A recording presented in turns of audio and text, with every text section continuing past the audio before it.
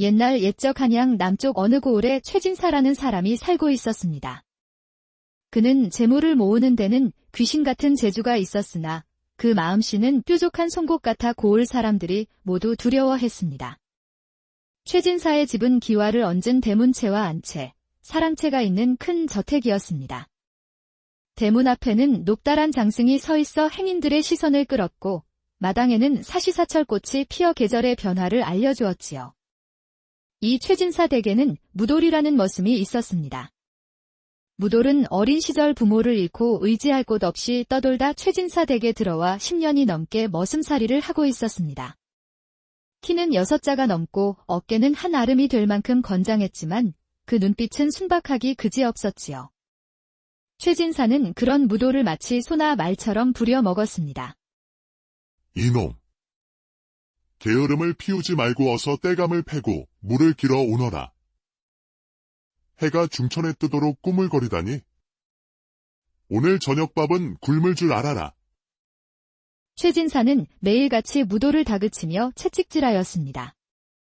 그럼에도 무돌은 묵묵히 일을 해냈지요. 등에 맞은 채찍 자국이 아물기도 전에 새로운 상처가 더해졌지만 무돌은 원망의 말 한마디 없이 그저 고개를 숙일 뿐이었습니다. 초여름의 무더위가 기승을 부리던 어느 날이었습니다. 무돌은 뙤약볕 아래에서 마당의 잡초를 뽑고 있었지요. 땀이 비 오듯 쏟아져 눈을 가릴 정도였지만 최진사의 매서운 눈초리가 느껴져 감히 쉴 수도 없었습니다. 그때였습니다. 누군가가 조심스레 무돌에게 다가와 물 한 사발을 내밀었지요. 더운데 물이나 한 모금 마시게. 고개를 들어보니 그곳에는 연화 부인이 서 계셨습니다. 연화 부인은 최진사의 아내로 25 젊은 나이에 가문의 몰락으로 최진사에게 시집온 비운의 여인이었지요. 그녀의 얼굴은 보름달처럼 환했고 눈썹은 버들가지처럼 가늘었으며 입술은 앵두처럼 붉었습니다. 하지만 그 아름다운 얼굴에는 항상 깊은 슬픔이 깃들어 있었지요. 마을 사람들은 그녀를 바보 마님이라 불렀습니다. 말을 거의 하지 않고 눈빛이 멍하며 때때로 혼자 중얼거린다 하여 붙여진 이름이었지요. 최진사 또한 그녀를 바보 취급하며 냉대하였습니다. 하지만 무돌은 알고 있었습니다. 연화 부인이 결코 바보가 아니라는 것을. 그저 모진 시집살이에 지쳐 자신을 감추고 있다는 것을 말입니다. 감사합니다, 마님. 무돌은 황급히 일어나 고개를 숙이며 물을 받았습니다. 그때 마침 사랑채에서 최진사의 목소리가 들려왔지요. 여봐라. 무돌이 어디 있느냐? 연화 부인은 깜짝 놀라 물러섰고 무돌은 급히 물그릇을 돌려주었습니다. 두 사람의 손이 스치는 순간 무돌은 그녀의 손이 떨리고 있음을 느꼈지요. 연화 부인은 고개를 숙인 채 빠르게 안채로 사라졌고 무돌은 최진사의 부름에 응하기 위해 뛰어갔습니다. 이후로도 무돌은 종종 연화 부인의 작은 배려를 경험하게 되었습니다. 최진사에게 매를 맞아 피투성이가 되었을 때 몰래 약을 가져다 주거나 끼니를 거르고 일할 때면 주먹밥을 건네주는 등의 온정이었습니다. 무돌은 그런 연화 부인의 모습에 차츰 마음이 끌리게 되었습니다. 그것이 단순한 연민인지 아니면 그 이상의 감정인지 스스로도 알지 못했지만 말입니다. 어느덧 여름이 한창이던 어느 날 최진사는 사랑채에 손님들을 불러 모았습니다. 그들은 모두 한양에서 온 양반들로 금실로 수놓은 비단 도포를 입고 있었지요. 무돌은 그들에게 술과 안주를 나르며 그들의 대화를 엿듣게 되었습니다. 자네, 듣자 하니 조정에서 높으신 분의 따님과 혼사를 의논 중이라던데 그게 사실인가? 한 손님이 최진사에게 물었고 최진사는 뿌듯한 표정으로 수염을 쓰다듬으며 대답했습니다. 허허, 과찬이십니다. 다만 미천한 제가 좀 더 나은 집안과 인연을 맺어 조상님께 떳떳해지고자 하는 마음뿐이지요. 그런데 자네, 지금 부인이 있지 않은가? 그 부인은 어찌할 생각인가?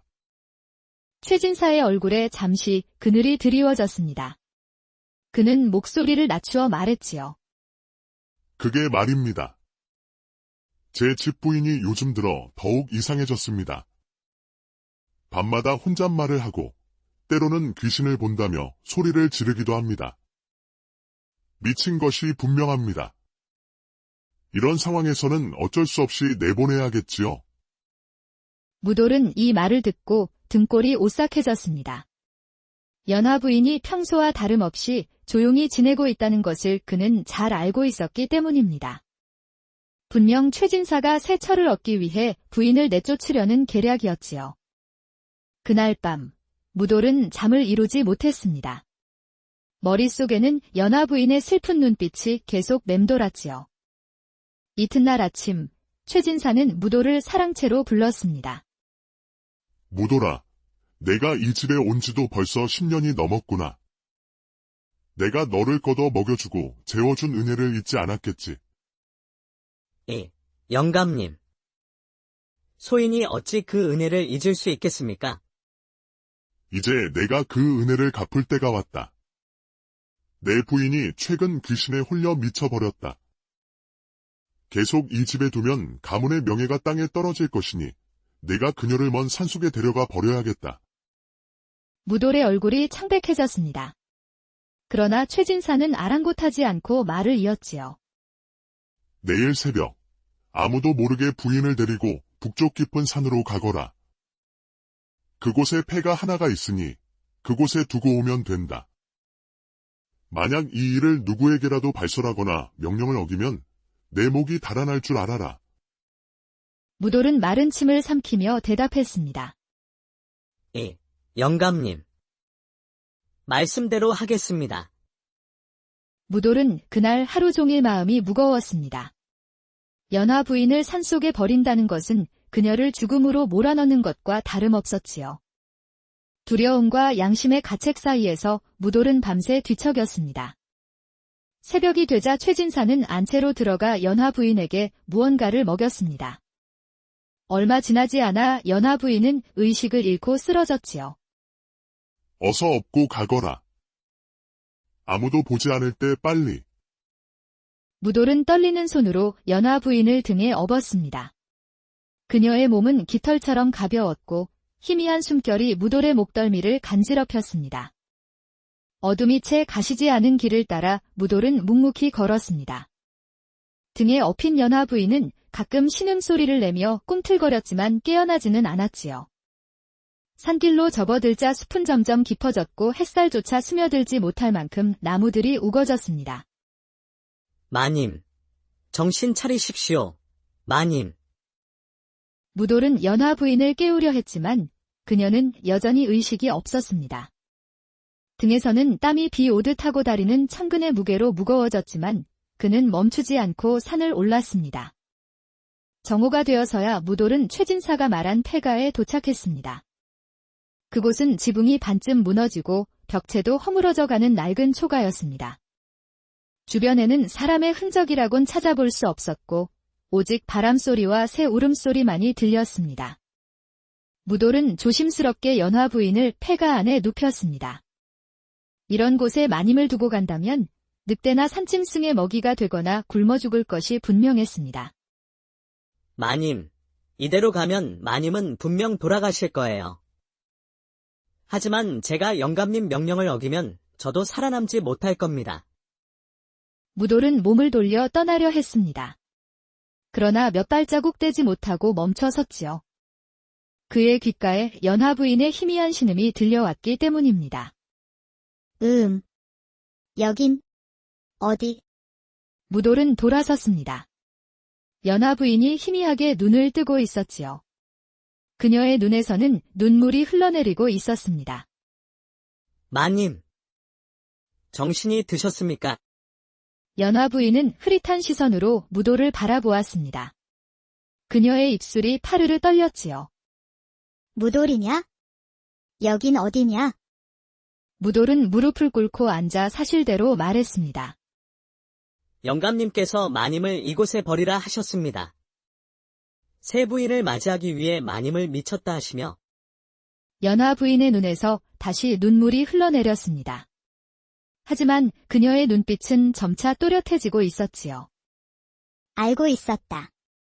언젠가는 이렇게 될 줄 알고 있었다. 무돌은 가슴이 찢어지는 듯 했습니다. 그는 결심한 듯 말했지요. 마님, 제가 이대로 마님을 버리고 갈 수 없습니다. 그러나 영감님의 명령을 어길 수도 없고, 어찌하면 좋을지 모르겠습니다. 연화 부인은 천천히 몸을 일으켰습니다. 그녀의 눈빛이 달라졌지요. 더 이상 멍하지 않고 오히려 강인한 의지가 느껴졌습니다. 무돌아, 내가 나를 여기 버리고 가면 영감은 너를 어떻게 한다더냐? 아무 일도 없었던 것처럼 평소와 같이 지내라 하셨습니다. 그렇다면 이렇게 하자. 너는 나를 여기 버리고 갔다고 영감에게 말하거라. 그러나 실은 나를 도와주려무나. 이 근처에 사람이 살지 않는 은신처를 찾아다오. 나는 거기서 지내며 때를 기다리겠다. 마님, 그렇게 하면 마님은 어떻게 사시려고요? 내가 미쳤다고 소문난 이유를 아느냐? 최진사의 학대를 피하기 위해 내가 스스로 바보 행세를 한 것이다. 나는 결코 바보가 아니다. 내 스스로를 지킬 수 있으니 걱정 말 거라. 무돌은 비로소 그동안의 의문이 풀렸습니다. 그는 무릎을 꿇고 깊이 고개를 숙였지요.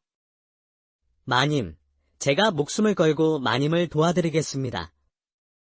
그렇게 무돌은 주변을 살피기 시작했습니다. 얼마 후 그는 폐가에서 조금 떨어진 곳에 버려진 숯가마를 발견했지요. 오래전에 사용하다 버려진 숯가마였지만 지붕은 아직 견고했고 내부는 생각보다 넓었습니다. 마님, 이곳이 어떨까 합니다. 사람들의 눈에 띄지 않고 비바람을 피할 수 있을 것 같습니다. 좋구나. 여기라면 당분간 지낼 수 있겠다. 무돌은 주변에서 마른 풀과 나뭇가지를 모아 숯가마 안에 간단한 잠자리를 마련했습니다. 마님, 저는 이제 돌아가야 합니다. 내일 새벽에 다시 와서 음식과 필요한 것들을 가져오겠습니다. 무돌아, 고맙다. 내가 아니었다면 나는 이미 죽었을 것이다. 이 은혜 반드시 잊지 않겠다. 무돌은 깊이 고개를 숙이고 자리를 떠났습니다. 그의 가슴 속에는 두려움과 설렘이 교차했지요. 최진사 댁으로 돌아온 무돌은 사랑채로 직행했습니다. 최진사는 그를 보자마자 물었지요. 일은 잘 처리했느냐? 예, 영감님. 명하신 대로 폐가에 두고 왔습니다. 그래, 잘했다. 이제 그 일은 없었던 것으로 하자. 누구에게도 말하지 말고 평소와 같이 지내거라. 예, 영감님. 그날부터 무돌의 이중 생활이 시작되었지요. 낮에는 최진사 댁에서 머스미를 하고 밤이 되면 몰래 음식과 물건들을 챙겨 숯가마로 향했습니다. 마님, 음식과 담요를 가져왔습니다. 그리고 이것은 무돌은 조심스럽게 한 권의 책을 내밀었습니다. 최진사의 서재에서 몰래 가져온 소설책이었지요. 시간이 너무 길게 느껴지실까봐. 제가 글을 읽을 줄 모르니 어떤 책인지는 모르겠습니다. 무돌아, 정말 고맙구나. 이것은 춘향전이란다. 내가 좋아하는 이야기지? 그날 밤, 두 사람은 숯가마에 오래 머물며 서로의 이야기를 나누었습니다. 신분의 차이를 넘어선 교감이 싹트고 있었지요. 시간이 흘러 최진사의 새 혼례 날짜가 한 달 앞으로 다가왔습니다. 그래, 드디어 때가 온 것 같구나. 마님, 무슨 말씀이신지. 무돌아, 나는 최진사에게 복수하고 싶다. 그가 내게 한 일, 그리고 다른 사람들에게 한 악행에 대한 대가를 치르게 하고 싶어. 내가 원기가 되어 최진사를 괴롭히는 거야? 사람들은 내가 산에서 죽었다고 생각하겠지? 우리는 그 소문을 이용하는 거야? 무돌은 잠시 망설였지만 최진사의 잔인함을 떠올리며 복수에 동참하기로 결심했습니다. 마님, 제가 마님의 손과 발이 되어 드리겠습니다. 무엇이든 시키십시오. 그렇게 그들의 복수 계획이 시작되었지요. 이튿날 무돌은 최진사가 외출한 틈을 타 그의 서재 바닥 및 비밀 장소에 연화 부인의 비녀를 가져다 놓았습니다. 돌아온 최진사는 그것을 발견하고 비명을 질렀습니다. 으악! 이게 무슨... 최진사는 공포에 떨며 그날 밤을 뜬 눈으로 지새웠습니다. 그 후로 무돌은 밤마다 최진사의 침소 주변에서 연화 부인의 목소리를 흉내내 울음소리를 냈습니다. 마을에는 최진사 댁에 연화 부인의 원귀가 나타난다는 소문이 퍼졌고 새 혼처에서는 혼인을 파기한다는 소식이 전해졌습니다. 절망에 빠진 최진사는 마지막 수단으로 용한 무당을 불렀습니다. 아이고, 이 집에 원한이 가득하구려. 큰 굿을 해야겠소? 이 소식을 들은 연화 부인은 마지막 계획을 실행하기로 합니다. 무돌아, 그 무당에게 접근해서 최진사가 나를 죽이고 재산을 숨겼다는 거짓 정보를 흘리거라. 그리고 더 많은 돈을 주겠다고 약속하는 거야? 무돌은 그날 밤 무당을 찾아가 연화 부인이 시킨 대로 말했고 탐욕에 눈이 먼 무당은 제안을 받아들였습니다. 다음 날 최진사의 집에서 대대적인 굿판이 벌어졌습니다. 아이고, 이게 웬일이냐. 이 집 원호는 억울하게 죽은 부인의 혼이구나. 최진사, 내가 부인을 독살하고 산에 버렸구나. 그 죄값을 치르라. 무슨 허튼 소리냐? 내가 언제? 내가 부인을 죽이고 재산을 숨겼다. 그 재산은 어디 있느냐? 서재 바닥 밑이냐, 대들보이냐. 최진사의 얼굴이 하얗게 변했습니다. 그때였습니다. 마당 문이 열리고 관아의 포졸들이 들이닥쳤습니다. 최진사. 부인 살해 혐의로 체포하겠소? 무슨 소리냐? 내가 언제 부인을 죽였단 말이냐? 바로 그 순간 뒤에서 놀라운 목소리가 들렸습니다. 제가 바로 최진사의 부인, 연화입니다. 살아있는 연화 부인이 나타나자 사람들은 경악했고 최진사는 그 자리에서 기절할 듯 했습니다. 최진사는 저를 죽이려 했습니다. 그는 저를 미쳤다 하며 산속에 버리라고 머슴 무돌에게 명했습니다. 하지만 무돌의 자비로 저는 살아남았습니다. 결국 모든 진실이 밝혀지고 최진사는 모든 재산을 몰수당한 채 옥에 갇혔습니다. 모든 일이 끝난 후 연화 부인은 무돌을 찾아왔습니다. 무돌아, 이제 나는 자유롭게 되었다. 그리고 이 모든 것은 내 덕분이야. 나에게는 한 가지 소원이 있어. 신분의 벽을 넘어 진정한 자유를 찾는 것이야. 나와 함께 해주지 않을래? 무돌의 눈에 눈물이 고였습니다. 그는 감히 꿈꾸지 못했던 제안이었지요. 연하님, 제가 목숨을 다해 당신을 지키고 행복하게 해드리겠습니다. 그렇게 두 사람은 한양을 떠나 멀리 남쪽 바닷가 마을로 향했습니다. 그곳에서 그들은 작은 농장을 마련하고 신분의 벽을 넘어 서로를 사랑하며 옛날 옛적 한양 남쪽 어느 고을에 최진사라는 사람이 살고 있었습니다. 그는 재물을 모으는 데는 귀신 같은 재주가 있었으나 그 마음씨는 뾰족한 송곳 같아 고을 사람들이 모두 두려워했습니다. 최진사의 집은 기와를 얹은 대문채와 안채, 사랑채가 있는 큰 저택이었습니다. 대문 앞에는 높다란 장승이 서 있어 행인들의 시선을 끌었고 마당에는 사시사철꽃이 피어 계절의 변화를 알려주었지요. 이 최진사 댁에는 무돌이라는 머슴이 있었습니다.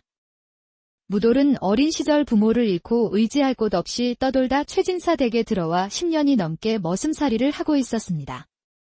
키는 6자가 넘고 어깨는 한 아름이 될 만큼 건장했지만 그 눈빛은 순박하기 그지없었지요.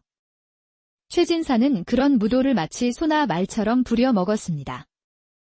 이놈. 게으름을 피우지 말고 어서 떼감을 패고 물을 길어 오너라. 해가 중천에 뜨도록 꾸물거리다니. 오늘 저녁밥은 굶을 줄 알아라. 최진사는 매일같이 무돌을 다그치며 채찍질하였습니다. 그럼에도 무돌은 묵묵히 일을 해냈지요. 등에 맞은 채찍 자국이 아물기도 전에 새로운 상처가 더해졌지만 무돌은 원망의 말 한마디 없이 그저 고개를 숙일 뿐이었습니다. 초여름의 무더위가 기승을 부리던 어느 날이었습니다. 무돌은 뙤약볕 아래에서 마당의 잡초를 뽑고 있었지요. 땀이 비 오듯 쏟아져 눈을 가릴 정도였지만 최진사의 매서운 눈초리가 느껴져 감히 쉴 수도 없었습니다. 그때였습니다. 누군가가 조심스레 무돌에게 다가와 물 한 사발을 내밀었지요. 더운데 물이나 한 모금 마시게. 고개를 들어보니 그곳에는 연화 부인이 서 계셨습니다. 연화 부인은 최진사의 아내로 25 젊은 나이에 가문의 몰락으로 최진사에게 시집온 비운의 여인이었지요. 그녀의 얼굴은 보름달처럼 환했고 눈썹은 버들가지처럼 가늘었으며 입술은 앵두처럼 붉었습니다. 하지만 그 아름다운 얼굴에는 항상 깊은 슬픔이 깃들어 있었지요. 마을 사람들은 그녀를 바보 마님이라 불렀습니다. 말을 거의 하지 않고 눈빛이 멍하며 때때로 혼자 중얼거린다 하여 붙여진 이름이었지요. 최진사 또한 그녀를 바보 취급하며 냉대하였습니다. 하지만 무돌은 알고 있었습니다. 연화 부인이 결코 바보가 아니라는 것을.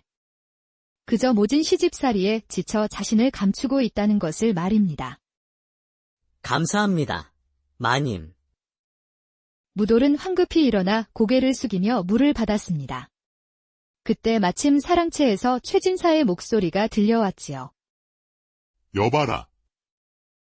무돌이 어디 있느냐? 연화 부인은 깜짝 놀라 물러섰고 무돌은 급히 물그릇을 돌려주었습니다. 두 사람의 손이 스치는 순간 무돌은 그녀의 손이 떨리고 있음을 느꼈지요. 연화 부인은 고개를 숙인 채 빠르게 안채로 사라졌고 무돌은 최진사의 부름에 응하기 위해 뛰어갔습니다. 이후로도 무돌은 종종 연화 부인의 작은 배려를 경험하게 되었습니다. 최진사에게 매를 맞아 피투성이가 되었을 때 몰래 약을 가져다 주거나 끼니를 거르고 일할 때면 주먹밥을 건네주는 등의 온정이었습니다.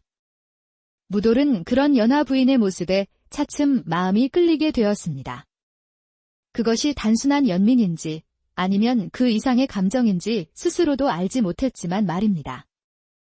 어느덧 여름이 한창이던 어느 날 최진사는 사랑채에 손님들을 불러 모았습니다.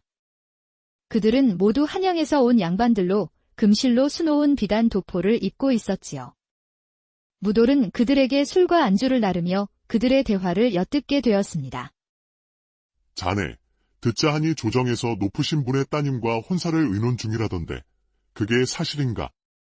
한 손님이 최진사에게 물었고 최진사는 뿌듯한 표정으로 수염을 쓰다듬으며 대답했습니다. 허허, 과찬이십니다. 다만 미천한 제가 좀 더 나은 집안과 인연을 맺어 조상님께 떳떳해지고자 하는 마음뿐이지요. 그런데 자네, 지금 부인이 있지 않은가? 그 부인은 어찌할 생각인가? 최진사의 얼굴에 잠시 그늘이 드리워졌습니다. 그는 목소리를 낮추어 말했지요. 그게 말입니다. 제 집부인이 요즘 들어 더욱 이상해졌습니다. 밤마다 혼잣말을 하고 때로는 귀신을 본다며 소리를 지르기도 합니다. 미친 것이 분명합니다. 이런 상황에서는 어쩔 수 없이 내보내야겠지요. 무돌은 이 말을 듣고 등골이 오싹해졌습니다. 연화 부인이 평소와 다름없이 조용히 지내고 있다는 것을 그는 잘 알고 있었기 때문입니다. 분명 최진사가 새 철을 얻기 위해 부인을 내쫓으려는 계략이었지요. 그날 밤 무돌은 잠을 이루지 못했습니다. 머릿속에는 연화 부인의 슬픈 눈빛이 계속 맴돌았지요. 이튿날 아침 최진사는 무돌을 사랑채로 불렀습니다. 무돌아, 내가 이 집에 온 지도 벌써 10년이 넘었구나. 내가 너를 걷어 먹여주고 재워준 은혜를 잊지 않았겠지. 예, 영감님. 소인이 어찌 그 은혜를 잊을 수 있겠습니까? 이제 내가 그 은혜를 갚을 때가 왔다. 내 부인이 최근 귀신에 홀려 미쳐버렸다. 계속 이 집에 두면 가문의 명예가 땅에 떨어질 것이니 내가 그녀를 먼 산속에 데려가 버려야겠다. 무돌의 얼굴이 창백해졌습니다. 그러나 최진사는 아랑곳하지 않고 말을 이었지요. 내일 새벽 아무도 모르게 부인을 데리고 북쪽 깊은 산으로 가거라. 그곳에 폐가 하나가 있으니 그곳에 두고 오면 된다. 만약 이 일을 누구에게라도 발설하거나 명령을 어기면 내 목이 달아날 줄 알아라.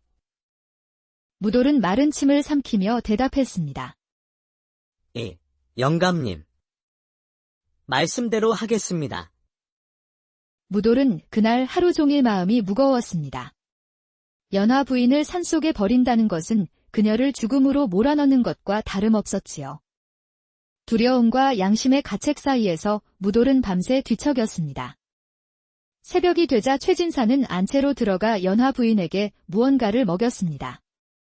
얼마 지나지 않아 연화 부인은 의식을 잃고 쓰러졌지요. 어서 업고 가거라. 아무도 보지 않을 때 빨리.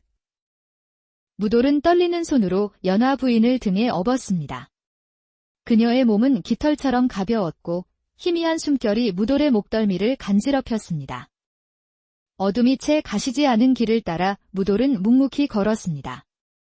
등에 업힌 연화 부인은 가끔 신음소리를 내며 꿈틀거렸지만 깨어나지는 않았지요. 산길로 접어들자 숲은 점점 깊어졌고 햇살조차 스며들지 못할 만큼 나무들이 우거졌습니다. 마님, 정신 차리십시오. 마님. 무돌은 연화 부인을 깨우려 했지만 그녀는 여전히 의식이 없었습니다. 등에서는 땀이 비 오듯 하고 다리는 천근의 무게로 무거워졌지만 그는 멈추지 않고 산을 올랐습니다. 정오가 되어서야 무돌은 최진사가 말한 폐가에 도착했습니다. 그곳은 지붕이 반쯤 무너지고 벽체도 허물어져가는 낡은 초가였습니다. 주변에는 사람의 흔적이라곤 찾아볼 수 없었고 오직 바람소리와 새 울음소리만이 들렸습니다. 무돌은 조심스럽게 연화 부인을 폐가 안에 눕혔습니다. 이런 곳에 마님을 두고 간다면 늑대나 산짐승의 먹이가 되거나 굶어 죽을 것이 분명했습니다. 마님, 이대로 가면 마님은 분명 돌아가실 거예요. 하지만 제가 영감님 명령을 어기면 저도 살아남지 못할 겁니다. 무돌은 몸을 돌려 떠나려 했습니다. 그러나 몇 발자국 떼지 못하고 멈춰 섰지요. 그의 귓가에 연화 부인의 희미한 신음이 들려왔기 때문입니다. 여긴 어디? 무돌은 돌아섰습니다. 연화 부인이 희미하게 눈을 뜨고 있었지요. 그녀의 눈에서는 눈물이 흘러내리고 있었습니다. 마님, 정신이 드셨습니까? 연화 부인은 흐릿한 시선으로 무돌을 바라보았습니다. 그녀의 입술이 파르르 떨렸지요. 무돌이냐? 여긴 어디냐? 무돌은 무릎을 꿇고 앉아 사실대로 말했습니다. 영감님께서 마님을 이곳에 버리라 하셨습니다. 새 부인을 맞이하기 위해 마님을 미쳤다 하시며 연화 부인의 눈에서 다시 눈물이 흘러내렸습니다. 하지만 그녀의 눈빛은 점차 또렷해지고 있었지요. 알고 있었다. 언젠가는 이렇게 될 줄 알고 있었다. 무돌은 가슴이 찢어지는 듯 했습니다. 그는 결심한 듯 말했지요. 마님, 제가 이대로 마님을 버리고 갈 수 없습니다. 그러나 영감님의 명령을 어길 수도 없고 어찌하면 좋을지 모르겠습니다. 연화 부인은 천천히 몸을 일으켰습니다. 그녀의 눈빛이 달라졌지요. 더 이상 멍하지 않고 오히려 강인한 의지가 느껴졌습니다. 무돌아, 내가 나를 여기 버리고 가면 영감은 너를 어떻게 한다더냐? 아무 일도 없었던 것처럼 평소와 같이 지내라 하셨습니다. 그렇다면 이렇게 하자. 너는 나를 여기 버리고 갔다고 영감에게 말하거라. 그러나 실은 나를 도와주려무나. 이 근처에 사람이 살지 않는 은신처를 찾아다오. 나는 거기서 지내며 때를 기다리겠다. 마님, 그렇게 하면 마님은 어떻게 사시려고요? 내가 미쳤다고 소문난 이유를 아느냐? 최진사의 학대를 피하기 위해 내가 스스로 바보 행세를 한 것이다. 나는 결코 바보가 아니다. 내 스스로를 지킬 수 있으니 걱정 말 거라. 무돌은 비로소 그동안의 의문이 풀렸습니다. 그는 무릎을 꿇고 깊이 고개를 숙였지요. 마님, 제가 목숨을 걸고 마님을 도와드리겠습니다. 그렇게 무돌은 주변을 살피기 시작했습니다. 얼마 후 그는 폐가에서 조금 떨어진 곳에 버려진 숯가마를 발견했지요. 오래전에 사용하다 버려진 숯가마였지만 지붕은 아직 견고했고 내부는 생각보다 넓었습니다. 마님, 이곳이 어떨까 합니다. 사람들의 눈에 띄지 않고 비바람을 피할 수 있을 것 같습니다. 좋구나. 여기라면 당분간 지낼 수 있겠다. 무돌은 주변에서 마른 풀과 나뭇가지를 모아 숯가마 안에 간단한 잠자리를 마련했습니다. 마님, 저는 이제 돌아가야 합니다. 내일 새벽에 다시 와서 음식과 필요한 것들을 가져오겠습니다. 무돌아, 고맙다. 내가 아니었다면 나는 이미 죽었을 것이다. 이 은혜 반드시 잊지 않겠다. 무돌은 깊이 고개를 숙이고 자리를 떠났습니다. 그의 가슴 속에는 두려움과 설렘이 교차했지요. 최진사 댁으로 돌아온 무돌은 사랑채로 직행했습니다. 최진사는 그를 보자마자 물었지요. 일은 잘 처리했느냐? 예, 영감님. 명하신 대로 폐가에 두고 왔습니다. 그래. 잘했다. 이제 그 일은 없었던 것으로 하자. 누구에게도 말하지 말고 평소와 같이 지내거라. 예, 영감님. 그날부터 무돌의 이중 생활이 시작되었지요. 낮에는 최진사 댁에서 머스미를 하고 밤이 되면 몰래 음식과 물건들을 챙겨 숯가마로 향했습니다. 마님, 음식과 담요를 가져왔습니다. 그리고 이것은 무돌은 조심스럽게 한 권의 책을 내밀었습니다. 최진사의 서재에서 몰래 가져온 소설책이었지요. 시간이 너무 길게 느껴지실까봐 제가 글을 읽을 줄 모르니 어떤 책인지는 모르겠습니다. 무돌아, 정말 고맙구나. 이것은 춘향전이란다. 내가 좋아하는 이야기지? 그날 밤, 두 사람은 숯가마에 오래 머물며 서로의 이야기를 나누었습니다. 신분의 차이를 넘어선 교감이 싹트고 있었지요. 시간이 흘러 최진사의 새 혼례 날짜가 한 달 앞으로 다가왔습니다. 그래, 드디어 때가 온 것 같구나. 마님, 무슨 말씀이신지. 무돌아, 나는 최진사에게 복수하고 싶다. 그가 내게 한 일, 그리고 다른 사람들에게 한 악행에 대한 대가를 치르게 하고 싶어. 내가 원기가 되어 최진사를 괴롭히는 거야? 사람들은 내가 산에서 죽었다고 생각하겠지? 우리는 그 소문을 이용하는 거야? 무돌은 잠시 망설였지만 최진사의 잔인함을 떠올리며 복수에 동참하기로 결심했습니다. 마님, 제가 마님의 손과 발이 되어 드리겠습니다. 무엇이든 시키십시오. 그렇게 그들의 복수 계획이 시작되었지요. 이튿날 무돌은 최진사가 외출한 틈을 타 그의 서재 바닥 및 비밀 장소에 연화 부인의 비녀를 가져다 놓았습니다.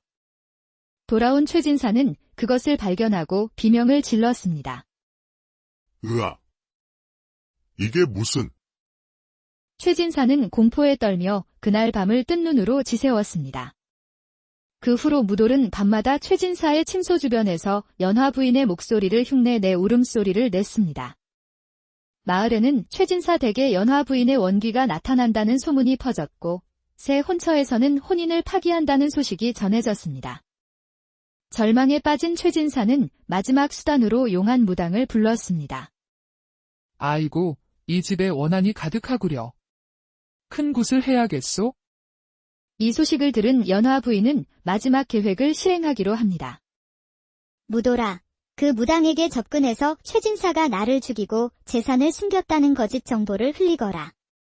그리고 더 많은 돈을 주겠다고 약속하는 거야? 무돌은 그날 밤 무당을 찾아가 연화 부인이 시킨 대로 말했고 탐욕에 눈이 먼 무당은 제안을 받아들였습니다. 다음 날 최진사의 집에서 대대적인 굿판이 벌어졌습니다. 아이고, 이게 웬일이냐. 이 집 원호는 억울하게 죽은 부인의 혼이구나. 최진사, 내가 부인을 독살하고 산에 버렸구나. 그 죄값을 치르라. 무슨 허튼 소리냐? 내가 언제? 내가 부인을 죽이고 재산을 숨겼다. 그 재산은 어디 있느냐? 서재 바닥 밑이냐, 대들보이냐. 최진사의 얼굴이 하얗게 변했습니다. 그때였습니다. 마당 문이 열리고 관아의 포졸들이 들이닥쳤습니다. 최진사. 부인 살해 혐의로 체포하겠소? 무슨 소리냐? 내가 언제 부인을 죽였단 말이냐? 바로 그 순간 뒤에서 놀라운 목소리가 들렸습니다. 제가 바로 최진사의 부인, 연화입니다. 살아있는 연화 부인이 나타나자 사람들은 경악했고 최진사는 그 자리에서 기절할 듯 했습니다. 최진사는 저를 죽이려 했습니다. 그는 저를 미쳤다 하며 산속에 버리라고 머슴 무돌에게 명했습니다. 하지만 무돌의 자비로 저는 살아남았습니다. 결국 모든 진실이 밝혀지고 최진사는 모든 재산을 몰수당한 채 옥에 갇혔습니다. 모든 일이 끝난 후 연화 부인은 무돌을 찾아왔습니다. 무돌아, 이제 나는 자유롭게 되었다. 그리고 이 모든 것은 내 덕분이야. 나에게는 한 가지 소원이 있어. 신분의 벽을 넘어 진정한 자유를 찾는 것이야. 나와 함께 해주지 않을래? 무돌의 눈에 눈물이 고였습니다. 그는 감히 꿈꾸지 못했던 제안이었지요. 연하님, 제가 목숨을 다해 당신을 지키고 행복하게 해드리겠습니다. 그렇게 두 사람은 한양을 떠나 멀리 남쪽 바닷가 마을로 향했습니다. 그곳에서 그들은 작은 농장을 마련하고 신분의 벽을 넘어 서로를 사랑하며 옛날 옛적 한양 남쪽 어느 고을에 최진사라는 사람이 살고 있었습니다. 그는 재물을 모으는 데는 귀신 같은 재주가 있었으나 그 마음씨는 뾰족한 송곳 같아 고을 사람들이 모두 두려워했습니다. 최진사의 집은 기와를 얹은 대문채와 안채, 사랑채가 있는 큰 저택이었습니다. 대문 앞에는 높다란 장승이 서 있어 행인들의 시선을 끌었고 마당에는 사시사철꽃이 피어 계절의 변화를 알려주었지요. 이 최진사 댁에는 무돌이라는 머슴이 있었습니다. 무돌은 어린 시절 부모를 잃고 의지할 곳 없이 떠돌다 최진사 댁에 들어와 10년이 넘게 머슴살이를 하고 있었습니다. 키는 6자가 넘고 어깨는 한 아름이 될 만큼 건장했지만 그 눈빛은 순박하기 그지없었지요. 최진사는 그런 무돌을 마치 소나 말처럼 부려먹었습니다. 이놈. 게으름을 피우지 말고 어서 떼감을 패고 물을 길어 오너라. 해가 중천에 뜨도록 꾸물거리다니. 오늘 저녁밥은 굶을 줄 알아라. 최진사는 매일같이 무돌을 다그치며 채찍질하였습니다. 그럼에도 무돌은 묵묵히 일을 해냈지요. 등에 맞은 채찍 자국이 아물기도 전에 새로운 상처가 더해졌지만 무돌은 원망의 말 한마디 없이 그저 고개를 숙일 뿐이었습니다. 초여름의 무더위가 기승을 부리던 어느 날이었습니다. 무돌은 뙤약볕 아래에서 마당의 잡초를 뽑고 있었지요. 땀이 비 오듯 쏟아져 눈을 가릴 정도였지만 최진사의 매서운 눈초리가 느껴져 감히 쉴 수도 없었습니다. 그때였습니다. 누군가가 조심스레 무돌에게 다가와 물 한 사발을 내밀었지요. 더운데 물이나 한 모금 마시게. 고개를 들어보니 그곳에는 연화 부인이 서 계셨습니다. 연화 부인은 최진사의 아내로 25 젊은 나이에 가문의 몰락으로 최진사에게 시집온 비운의 여인이었지요. 그녀의 얼굴은 보름달처럼 환했고 눈썹은 버들가지처럼 가늘었으며 입술은 앵두처럼 붉었습니다. 하지만 그 아름다운 얼굴에는 항상 깊은 슬픔이 깃들어 있었지요. 마을 사람들은 그녀를 바보 마님이라 불렀습니다. 말을 거의 하지 않고 눈빛이 멍하며 때때로 혼자 중얼거린다 하여 붙여진 이름이었지요. 최진사 또한 그녀를 바보 취급하며 냉대하였습니다. 하지만 무돌은 알고 있었습니다. 연화 부인이 결코 바보가 아니라는 것을. 그저 모진 시집살이에 지쳐 자신을 감추고 있다는 것을 말입니다. 감사합니다, 마님. 무돌은 황급히 일어나 고개를 숙이며 물을 받았습니다. 그때 마침 사랑채에서 최진사의 목소리가 들려왔지요. 여봐라. 무돌이 어디 있느냐? 연화 부인은 깜짝 놀라 물러섰고 무돌은 급히 물그릇을 돌려주었습니다. 두 사람의 손이 스치는 순간 무돌은 그녀의 손이 떨리고 있음을 느꼈지요. 연화 부인은 고개를 숙인 채 빠르게 안채로 사라졌고 무돌은 최진사의 부름에 응하기 위해 뛰어갔습니다. 이후로도 무돌은 종종 연화 부인의 작은 배려를 경험하게 되었습니다. 최진사에게 매를 맞아 피투성이가 되었을 때 몰래 약을 가져다 주거나 끼니를 거르고 일할 때면 주먹밥을 건네주는 등의 온정이었습니다. 무돌은 그런 연화 부인의 모습에 차츰 마음이 끌리게 되었습니다. 그것이 단순한 연민인지 아니면 그 이상의 감정인지 스스로도 알지 못했지만 말입니다. 어느덧 여름이 한창이던 어느 날 최진사는 사랑채의 손님들을 불러 모았습니다. 그들은 모두 한양에서 온 양반들로 금실로 수놓은 비단 도포를 입고 있었지요. 무돌은 그들에게 술과 안주를 나르며 그들의 대화를 엿듣게 되었습니다. 자네, 듣자 하니 조정에서 높으신 분의 따님과 혼사를 의논 중이라던데 그게 사실인가? 한 손님이 최진사에게 물었고 최진사는 뿌듯한 표정으로 수염을 쓰다듬으며 대답했습니다. 허허, 과찬이십니다. 다만 미천한 제가 좀 더 나은 집안과 인연을 맺어 조상님께 떳떳해지고자 하는 마음뿐이지요. 그런데 자네, 지금 부인이 있지 않은가?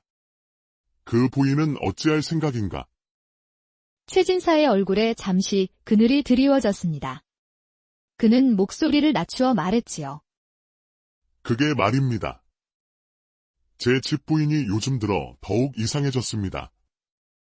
밤마다 혼잣말을 하고 때로는 귀신을 본다며 소리를 지르기도 합니다. 미친 것이 분명합니다. 이런 상황에서는 어쩔 수 없이 내보내야겠지요. 무돌은 이 말을 듣고 등골이 오싹해졌습니다.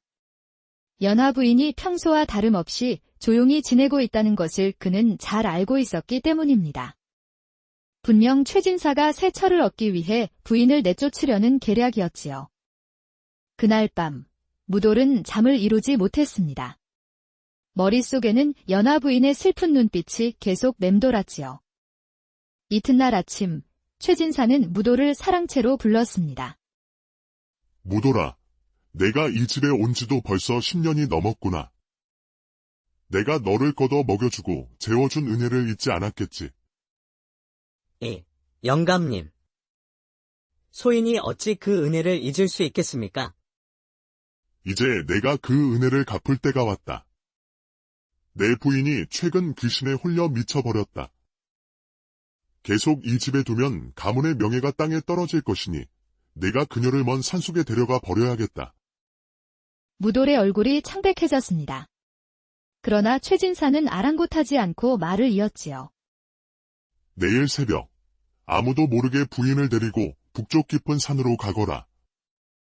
그곳에 폐가 하나가 있으니 그곳에 두고 오면 된다. 만약 이 일을 누구에게라도 발설하거나 명령을 어기면 내 목이 달아날 줄 알아라. 무돌은 마른 침을 삼키며 대답했습니다. 예, 영감님. 말씀대로 하겠습니다. 무돌은 그날 하루 종일 마음이 무거웠습니다.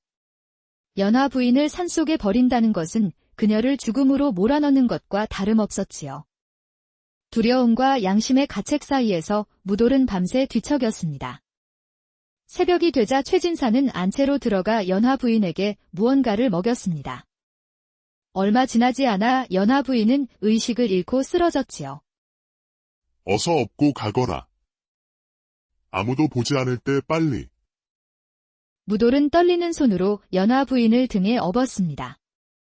그녀의 몸은 깃털처럼 가벼웠고 희미한 숨결이 무돌의 목덜미를 간지럽혔습니다. 어둠이 채 가시지 않은 길을 따라 무돌은 묵묵히 걸었습니다. 등에 업힌 연화 부인은 가끔 신음소리를 내며 꿈틀거렸지만 깨어나지는 않았지요. 산길로 접어들자 숲은 점점 깊어졌고 햇살조차 스며들지 못할 만큼 나무들이 우거졌습니다. 마님, 정신 차리십시오. 마님. 무돌은 연화 부인을 깨우려 했지만 그녀는 여전히 의식이 없었습니다. 등에서는 땀이 비 오듯 하고 다리는 천근의 무게로 무거워졌지만 그는 멈추지 않고 산을 올랐습니다. 정오가 되어서야 무돌은 최진사가 말한 폐가에 도착했습니다. 그곳은 지붕이 반쯤 무너지고 벽체도 허물어져가는 낡은 초가였습니다. 주변에는 사람의 흔적이라곤 찾아볼 수 없었고 오직 바람소리와 새 울음소리만이 들렸습니다. 무돌은 조심스럽게 연화 부인을 폐가 안에 눕혔습니다. 이런 곳에 마님을 두고 간다면 늑대나 산짐승의 먹이가 되거나 굶어 죽을 것이 분명했습니다. 마님, 이대로 가면 마님은 분명 돌아가실 거예요. 하지만 제가 영감님 명령을 어기면 저도 살아남지 못할 겁니다. 무돌은 몸을 돌려 떠나려 했습니다. 그러나 몇 발자국 떼지 못하고 멈춰 섰지요. 그의 귓가에 연화 부인의 희미한 신음이 들려왔기 때문입니다. 여긴 어디? 무돌은 돌아섰습니다. 연화 부인이 희미하게 눈을 뜨고 있었지요. 그녀의 눈에서는 눈물이 흘러내리고 있었습니다. 마님, 정신이 드셨습니까?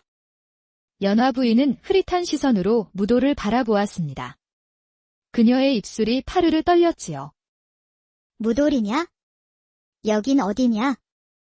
무돌은 무릎을 꿇고 앉아 사실대로 말했습니다.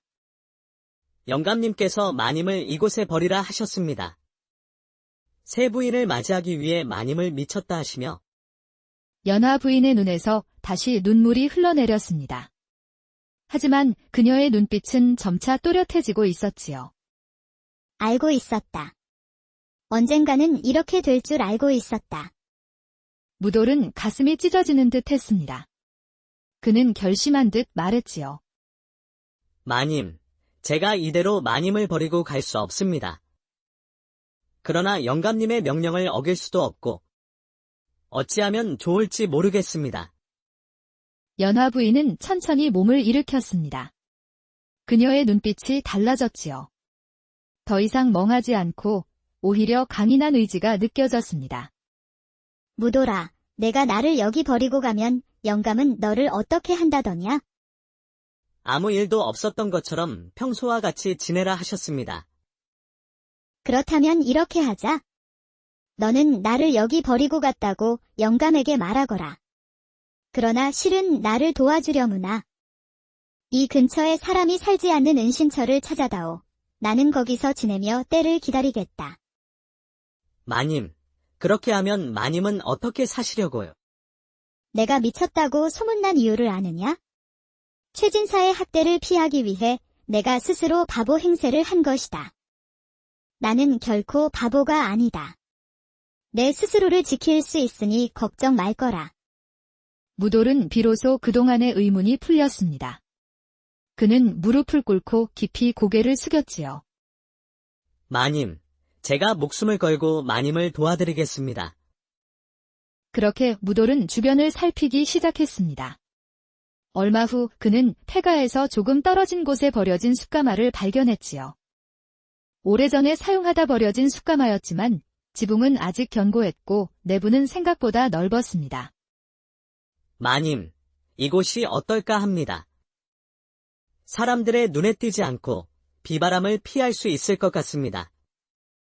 좋구나. 여기라면 당분간 지낼 수 있겠다. 무돌은 주변에서 마른 풀과 나뭇가지를 모아 숯가마 안에 간단한 잠자리를 마련했습니다. 마님, 저는 이제 돌아가야 합니다. 내일 새벽에 다시 와서 음식과 필요한 것들을 가져오겠습니다. 무돌아, 고맙다. 내가 아니었다면 나는 이미 죽었을 것이다. 이 은혜 반드시 잊지 않겠다. 무돌은 깊이 고개를 숙이고 자리를 떠났습니다. 그의 가슴 속에는 두려움과 설렘이 교차했지요. 최진사 댁으로 돌아온 무돌은 사랑채로 직행했습니다. 최진사는 그를 보자마자 물었지요. 일은 잘 처리했느냐? 예, 영감님. 명하신 대로 폐가에 두고 왔습니다. 그래, 잘했다. 이제 그 일은 없었던 것으로 하자. 누구에게도 말하지 말고 평소와 같이 지내거라. 예, 영감님. 그날부터 무돌의 이중 생활이 시작되었지요. 낮에는 최진사 댁에서 머스미를 하고 밤이 되면 몰래 음식과 물건들을 챙겨 숯가마로 향했습니다. 마님, 음식과 담요를 가져왔습니다. 그리고 이것은 무돌은 조심스럽게 한 권의 책을 내밀었습니다. 최진사의 서재에서 몰래 가져온 소설책이었지요. 시간이 너무 길게 느껴지실까봐 제가 글을 읽을 줄 모르니 어떤 책인지는 모르겠습니다. 무돌아, 정말 고맙구나. 이것은 춘향전이란다. 내가 좋아하는 이야기지? 그날 밤, 두 사람은 숫가마에 오래 머물며 서로의 이야기를 나누었습니다. 신분의 차이를 넘어선 교감이 싹트고 있었지요. 시간이 흘러 최진사의 새 혼례 날짜가 한 달 앞으로 다가왔습니다. 그래, 드디어 때가 온 것 같구나. 마님, 무슨 말씀이신지. 무돌아, 나는 최진사에게 복수하고 싶다. 그가 내게 한 일, 그리고 다른 사람들에게 한 악행에 대한 대가를 치르게 하고 싶어. 내가 원귀가 되어 최진사를 괴롭히는 거야? 사람들은 내가 산에서 죽었다고 생각하겠지? 우리는 그 소문을 이용하는 거야? 무돌은 잠시 망설였지만 최진사의 잔인함을 떠올리며 복수에 동참하기로 결심했습니다. 마님, 제가 마님의 손과 발이 되어 드리겠습니다. 무엇이든 시키십시오. 그렇게 그들의 복수 계획이 시작되었지요. 이튿날 무돌은 최진사가 외출한 틈을 타 그의 서재 바닥 및 비밀 장소에 연화 부인의 비녀를 가져다 놓았습니다. 돌아온 최진사는 그것을 발견하고 비명을 질렀습니다. 으아! 이게 무슨... 최진사는 공포에 떨며 그날 밤을 뜬 눈으로 지새웠습니다. 그 후로 무돌은 밤마다 최진사의 침소 주변에서 연화 부인의 목소리를 흉내내 울음소리를 냈습니다. 마을에는 최진사 댁에 연화 부인의 원귀가 나타난다는 소문이 퍼졌고 새 혼처에서는 혼인을 파기한다는 소식이 전해졌습니다.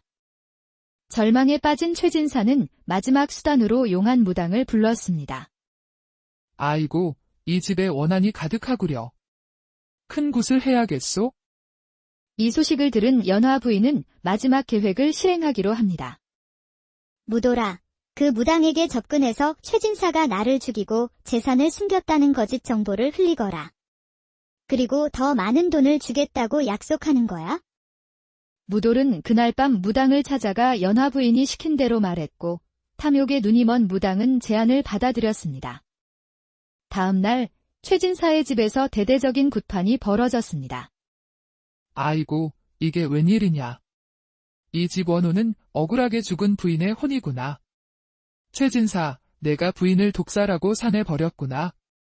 그 죄값을 치르라. 무슨 허튼 소리냐? 내가 언제? 내가 부인을 죽이고 재산을 숨겼다. 그 재산은 어디 있느냐? 서재 바닥 밑이냐, 대들보이냐. 최진사의 얼굴이 하얗게 변했습니다. 그때였습니다. 마당 문이 열리고 관아의 포졸들이 들이닥쳤습니다. 최진사. 부인 살해 혐의로 체포하겠소? 무슨 소리냐? 내가 언제 부인을 죽였단 말이냐? 바로 그 순간 뒤에서 놀라운 목소리가 들렸습니다. 제가 바로 최진사의 부인, 연화입니다. 살아있는 연화 부인이 나타나자 사람들은 경악했고 최진사는 그 자리에서 기절할 듯 했습니다. 최진사는 저를 죽이려 했습니다. 그는 저를 미쳤다 하며 산속에 버리라고 머슴 무돌에게 명했습니다. 하지만 무돌의 자비로 저는 살아남았습니다. 결국 모든 진실이 밝혀지고 최진사는 모든 재산을 몰수당한 채 옥에 갇혔습니다. 모든 일이 끝난 후 연화 부인은 무돌을 찾아왔습니다. 무돌아, 이제 나는 자유롭게 되었다. 그리고 이 모든 것은 내 덕분이야. 나에게는 한 가지 소원이 있어. 신분의 벽을 넘어 진정한 자유를 찾는 것이야. 나와 함께 해주지 않을래? 무돌의 눈에 눈물이 고였습니다. 그는 감히 꿈꾸지 못했던 제안이었지요. 연하님, 제가 목숨을 다해 당신을 지키고 행복하게 해드리겠습니다. 그렇게 두 사람은 한양을 떠나 멀리 남쪽 바닷가 마을로 향했습니다. 그곳에서 그들은 작은 농장을 마련하고 신분의 벽을 넘어 서로를 사랑하며 옛날 옛적 한양 남쪽 어느 고을에 최진사라는 사람이 살고 있었습니다. 그는 재물을 모으는 데는 귀신 같은 재주가 있었으나 그 마음씨는 뾰족한 송곳 같아 고을 사람들이 모두 두려워했습니다. 최진사의 집은 기와를 얹은 대문채와 안채, 사랑채가 있는 큰 저택이었습니다. 대문 앞에는 녹달한 장승이 서 있어 행인들의 시선을 끌었고 마당에는 사시사철꽃이 피어 계절의 변화를 알려주었지요. 이 최진사 댁에는 무돌이라는 머슴이 있었습니다. 무돌은 어린 시절 부모를 잃고 의지할 곳 없이 떠돌다 최진사 댁에 들어와 10년이 넘게 머슴살이를 하고 있었습니다. 키는 6자가 넘고 어깨는 한 아름이 될 만큼 건장했지만 그 눈빛은 순박하기 그지없었지요. 최진사는 그런 무돌을 마치 소나 말처럼 부려먹었습니다. 이놈! 게으름을 피우지 말고 어서 떼감을 패고 물을 길어 오너라. 해가 중천에 뜨도록 꾸물거리다니. 오늘 저녁밥은 굶을 줄 알아라. 최진사는 매일같이 무돌을 다그치며 채찍질하였습니다. 그럼에도 무돌은 묵묵히 일을 해냈지요. 등에 맞은 채찍 자국이 아물기도 전에 새로운 상처가 더해졌지만 무돌은 원망의 말 한마디 없이 그저 고개를 숙일 뿐이었습니다. 초여름의 무더위가 기승을 부리던 어느 날이었습니다. 무돌은 뙤약볕 아래에서 마당의 잡초를 뽑고 있었지요. 땀이 비 오듯 쏟아져 눈을 가릴 정도였지만 최진사의 매서운 눈초리가 느껴져 감히 쉴 수도 없었습니다. 그때였습니다. 누군가가 조심스레 무돌에게 다가와 물 한 사발을 내밀었지요. 더운데 물이나 한 모금 마시게.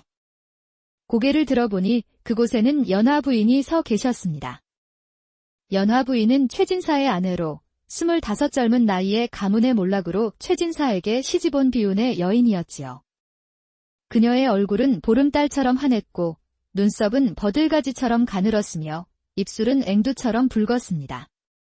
하지만 그 아름다운 얼굴에는 항상 깊은 슬픔이 깃들어 있었지요. 마을 사람들은 그녀를 바보 마님이라 불렀습니다. 말을 거의 하지 않고 눈빛이 멍하며 때때로 혼자 중얼거린다 하여 붙여진 이름이었지요. 최진사 또한 그녀를 바보 취급하며 냉대하였습니다. 하지만 무돌은 알고 있었습니다. 연화 부인이 결코 바보가 아니라는 것을. 그저 모진 시집살이에 지쳐 자신을 감추고 있다는 것을 말입니다.